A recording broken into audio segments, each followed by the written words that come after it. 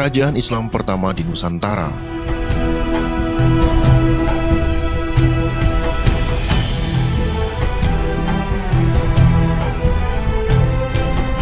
Sumatera merupakan wilayah Nusantara yang paling awal mendapatkan pengaruh Islam melalui jalur perdagangan. Wilayah ini juga menjadi tempat kemunculan kerajaan-kerajaan Islam paling awal di Nusantara. Tapi sebelum lanjut nonton, silakan subscribe dan klik tanda lonceng untuk berlangganan secara gratis video-video terbaru dari kami. Mari kita bangun channel sederhana ini bersama-sama. Silakan share video ini untuk teman-teman Anda yang lain.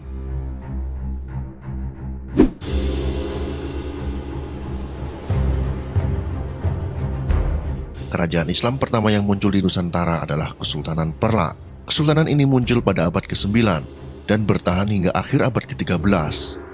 Terdapat bukti-bukti yang menunjukkan eksistensi Kesultanan Perlak sebagai kerajaan Islam pertama. Di antaranya adalah Naskah Idar al-Haq karya Abu Ishaq Makarani, Naskah Tazkirah Tabat Jumus Sultan As-Salatin karya Syekh Syamsul Bahri Abdullah Al-Asyi, dan Naskah Silsilah Raja-Raja Perlak dan Pasai karya Sayyid Abdullah ibn Sayyid Habib Saifuddin.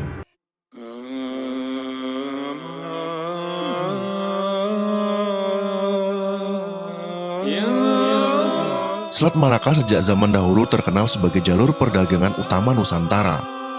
Pedagang dari berbagai penjuru dunia berlayar melalui selat tersebut untuk melakukan perdagangan. Dari selat-selat tersebut masuklah ajaran agama-agama baru ke Nusantara. Sebelum berdirinya Kesultanan Malaka, pelayaran Selat Malaka tidak melalui pantai semenanjung Malaka, melainkan melalui sisi barat Selat Malaka, menyisiri pantai-pantai Sumatera.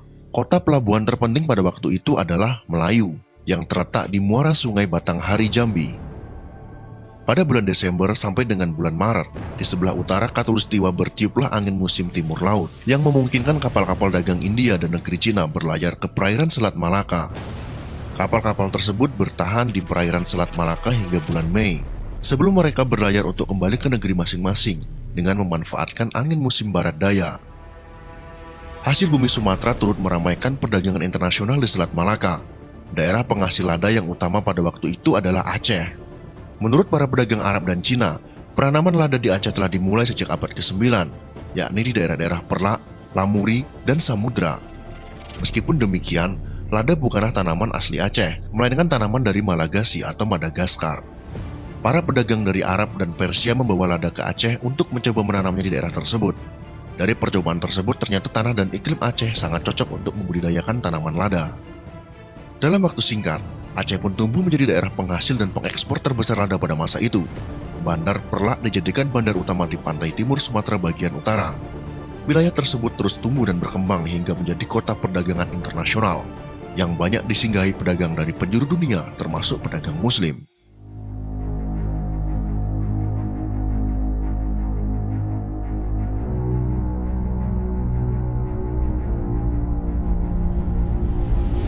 Nama Perlak diambil dari nama kayu perlak. Kayu jenis ini merupakan kayu khas daerah Perlak. Atas dasar inilah, kemudian daerah penghasil kayu perlak disebut dengan negeri Perlak. Setelah perdagangan semakin ramai di Selat Malaka, maka pedagang-pedagang pun menyebut negeri Perlak sebagai Bandar Perlak. Kitab Negara Kertagama menyebut negeri itu dengan nama Perlak. Sementara Marco Polo yang berkunjung ke negeri itu pada tahun 1292 mencatatnya dengan nama Negeri Verlek. Sebelum berdirinya Kesultanan Perlak, di wilayah Perlak telah berdiri sebuah kerajaan bercorak Hindu-Buddha yang sederhana, yang bernama Kerajaan Perlak. Raja yang berkuasa di kerajaan ini bergelar Maurah, yang berarti Maharaja. Perlak semakin berkembang ketika dipimpin oleh Pangeran Salman, seorang pangeran yang memiliki darah Kisra Persia. Putri dari Pangeran Salman kemudian menikah dengan Mahmud Ja'far Shiddiq, seorang pendakwah dari negeri Arab, yang nantinya akan menurunkan pendiri Kesultanan Islam pertama di Nusantara. Berdasarkan Naskah Idar al-Haq, sekitar tahun 790 Masehi, sebuah kapal layar berlabuh di Bandar Perlak. Kapal tersebut membawa 100 juru dakwah yang dipimpin oleh nahkoda dari Khalifah Abbasiyah.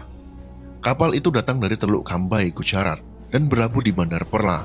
Salah seorang juru dakwah tersebut bernama Ali ibn Muhammad Ja'far Shiddiq. Ia adalah seorang muslim Syiah yang melakukan pemberontakan kepada Khalifah Al-Ma'mun. Namun usahanya itu menemui kegagalan. Akibatnya ia diperintahkan untuk berdakwah keluar dari negeri Arab sebagai hukumannya. Setelah beberapa waktu berdakwah di Bandar Perlak, Ali ibn Muhammad Ja'far Shiddiq menikah dengan putri istana Perlak. Putra pertama dari hasil pernikahan itu bernama Syed Maulana Abdul Asyah, yang berhasil mendirikan Kesultanan Perlak pada tahun 840 Masehi sebagai Kesultanan Islam pertama di Nusantara. Setelah berhasil mendirikan Kesultanan Perlak, ia memperoleh gelar Sultan Alauddin Syed Maulana Abdul Aziz Shah.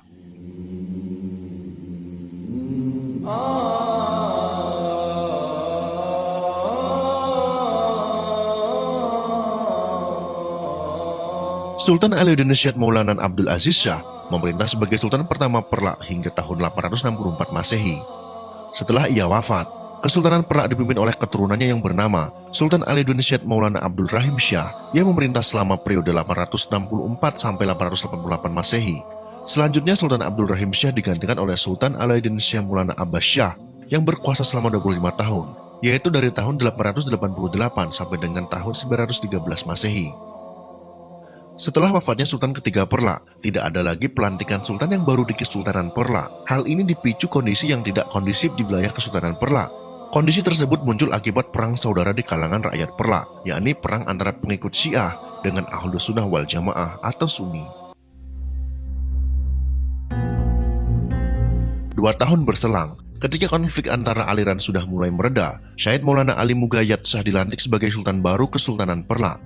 Ia hanya memerintah dalam waktu yang relatif singkat, pemerintahannya hanya bertahan 3 tahun. Pada tahun 918, di akhir masa pemerintahan Sultan Ali Mugayyad, konflik antara Syiah dan Sunni kembali muncul ke permukaan. Dalam konflik kedua itu, kaum Sunni memperoleh kemenangan, sehingga Sultan yang akan berkuasa selanjutnya berasal dari kaum Sunni. Sultan pertama Kesultanan Perlak yang berasal dari golongan Sunni bernama Sultan Makhdum Alauddin Malik Abdul Qadir Shah Johan berdaulat.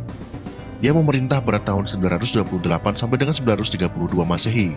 Setelah Sultan pertama itu wafat, ia digantikan oleh Sultan Makhdum Alauddin Malik Muhammad Amir Shah Johan berdaulat, yang memerintah dalam waktu cukup lama, yaitu mulai tahun 932 sampai dengan 956 Masehi.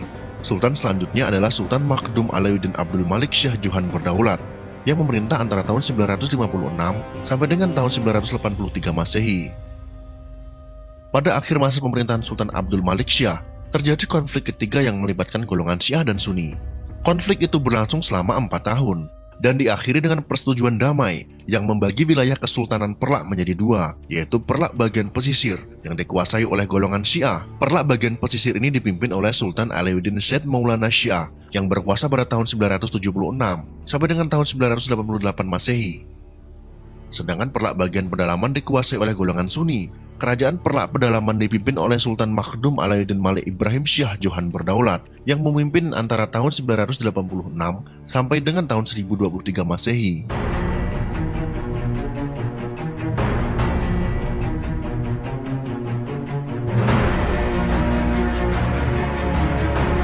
Pada tahun 986 Masehi, Kerajaan Sriwijaya yang bercorak Buddha di Nusantara menyerang Kesultanan Perlak pesisir. Peperangan hebat pun pecah yang melibatkan pasukan kedua kerajaan tersebut. Dalam perang ini, Sultan Perlak pesisir, yaitu Sultan Alauddin Syed Maulana Muhammad Shah gugur dalam peperangan. Pasca gugurnya Sultan Perlak pesisir, wilayah Kesultanan Perlak secara keseluruhan akhirnya dikuasai oleh Sultan Perlak pedalaman yang beraliran Sunni. Kehadiran pasukan Sriwijaya di wilayah Perlak segera direspon oleh Sultan Malik Ibrahim Shah dengan mengobarkan semangat rakyat Perlak untuk melawan Sriwijaya. Pertempuran besar pun terjadi selama bertahun-tahun.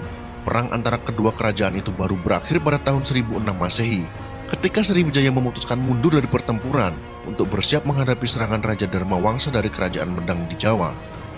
Dengan berakhirnya perang antara Kesultanan Perlak dan Kerajaan Sriwijaya, wilayah Perlak secara keseluruhan dipimpin oleh keturunan Sultan Malik Ibrahim Shah yang berasal dari golongan Sunni. Pada masa ini, kondisi Kesultanan Perlak relatif ramai tanpa adanya peperangan melawan kerajaan luar. Kemunculan Kerajaan Samudra Pasai pada tahun 1267 Masehi perlahan-lahan menyaingi pamor dari Kesultanan Perlak.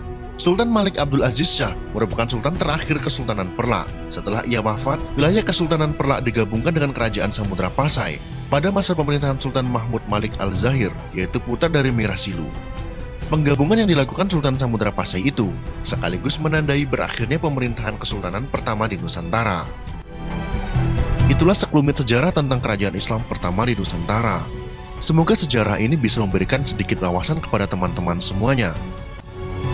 Jika kalian suka dengan video ini, silahkan berikan jempol ke atas. Dan jika kalian menganggap video ini bermanfaat, maka bagikanlah untuk teman-teman Anda yang lain.